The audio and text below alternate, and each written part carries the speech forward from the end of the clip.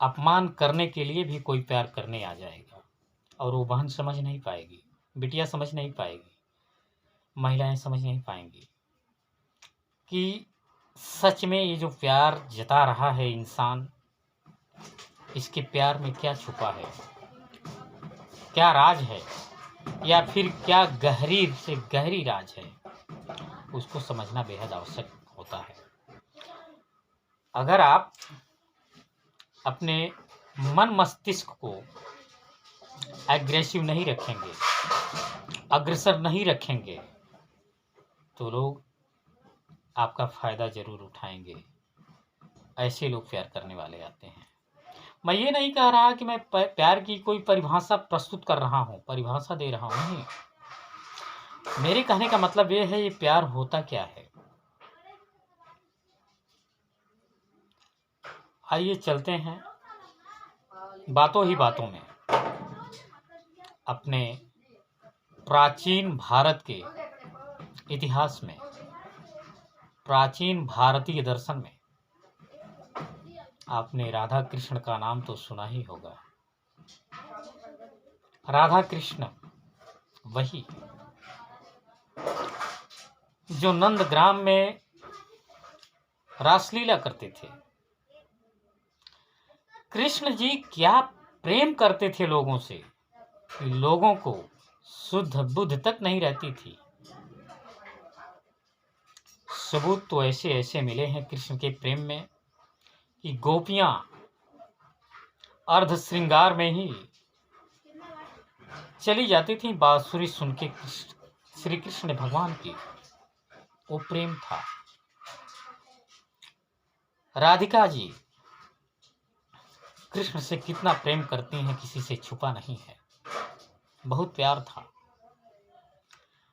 लोग उदाहरण देते हैं लैला मजनू की, लोग उदाहरण देते हैं हीर रांझा की, पता नहीं कितने कितने लोगों की उदाहरण देते हैं प्यार की। लेकिन प्रेम की उदाहरण, प्रेम का उदाहरण, प्रेम का असली रूप हमारे भारतवर्ष से निकला हुआ है, जो एक दूसरे के प्रति सम्मान, एक दूसरे के प्रति लगाव, एक दूसरे के प्रति समर्पण, यही असली प्रेम है। वास्तविक प्रेम प्रेम है। जरा सोचिए कि जब रुक्मिणी जी श्री कृष्ण से पूछती हैं कि आप खाते हैं तो राधे राधे करते हैं, पीते हैं तो राधे राधे करते हैं, सोते हैं तो राधे राधे करते हैं, कहीं जाते हैं तो भी राधे राधे करते हैं, क्या हम आपके इस प्रेम के अधिकारी नहीं जो हमारा नाम ले सकें? कृष्ण जी बहुत ही प्रेम से समझाते हैं। कहते हैं ठीक है, मैं राधा जी को कभी बुलाऊंगा आपके यहाँ, और प्रेम क्या होता है मुझे समझाने की कोई आवश्यकता नहीं। जब आप राधा जी से मिलेंगी तो प्रेम समझ जाएंगी कि होता क्या है। यूं ही बातों बातों में मैं आप लोगों का समय नष्ट नहीं करते हुए ये जरूर कहूँगा कि प्रेम जो है, प्रेम की परिभाषा समझाने के लिए श्री कृष्ण भगवान ने रुक्मिणी जी को समझाया था और कहा था कि मैं किसी दिन राधा जी को आपके पास बुलाऊंगा और आप समझ जाएंगे। हुआ ये कि राधा जी एक दिन आई रुक्मिणी जी के महल में। जब वो चली रुक्मिणी जी की महल जा रही थी, तो कुछ दिव्य प्रकाश का अनुभूति हुई रुक्मिणी जी को।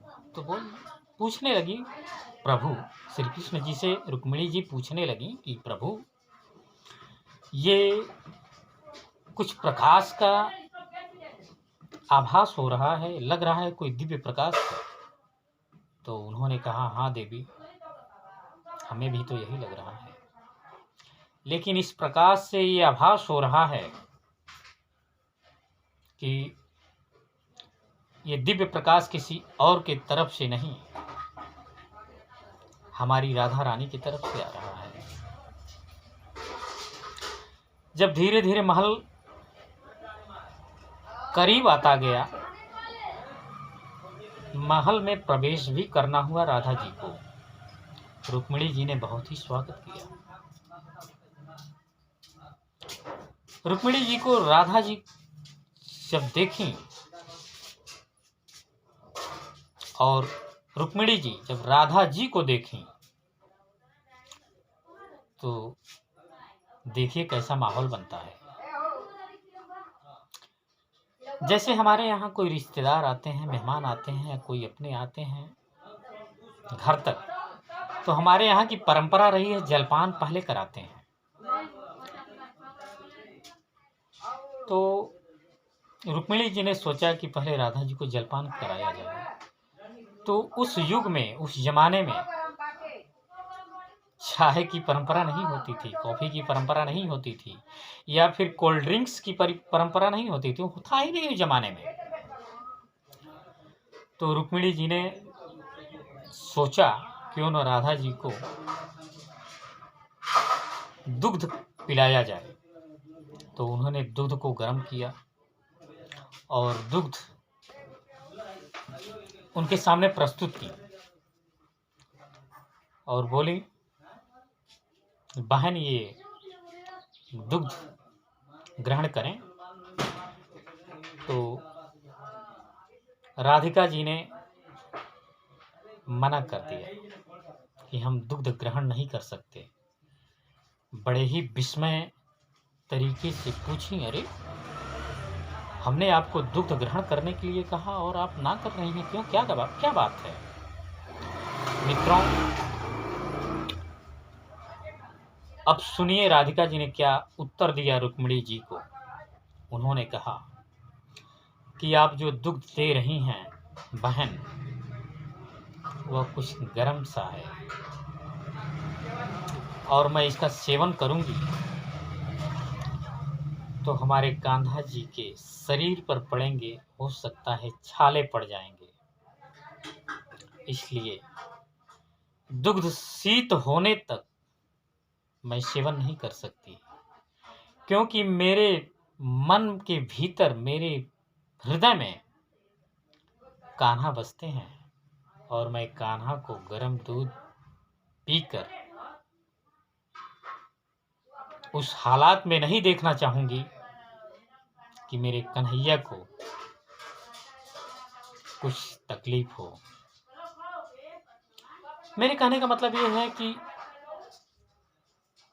सही मायने में प्रेम ये है कि हृदय से भी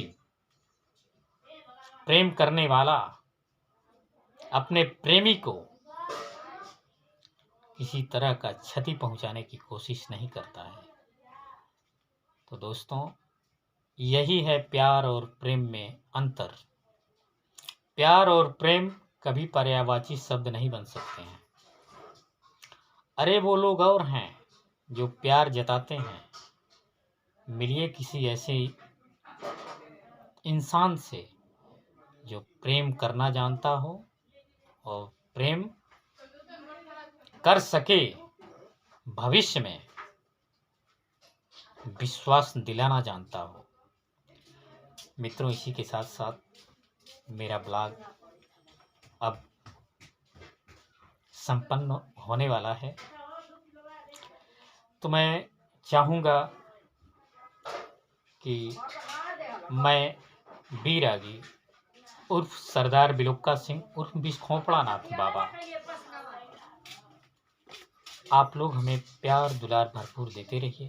हमारे चैनल को सब्सक्राइब कीजिए, वीडियो को लाइक कीजिए, अपने मित्रों, दोस्तों, रिश्तेदारों, घर परिवार में शेयर कीजिए, क्योंकि हमारी वीडियो बेहद साफ सुथरी और कविताओं शायरी से भरी होती है। मैं एक हास्य व्यंग का कलाकार हूँ। भोजपुरी हिंदी कविताएं कहता हूँ, लिखता हूँ। शायरी गज़लों का भी बेहद शौक है। बस लिखते रहता हूँ और लिखते ही रहूँगा। तो आप अपना प्यार, दुलार, आशीर्वाद ज़रूर दीजिए इस बैरागी को। इसी के साथ साथ नमस्ते, प्रणाम, हर हर महादेव, जय श्री राम, जय निषाद राज, जय हो हौहारनाथ बाबा की, जय हिंद।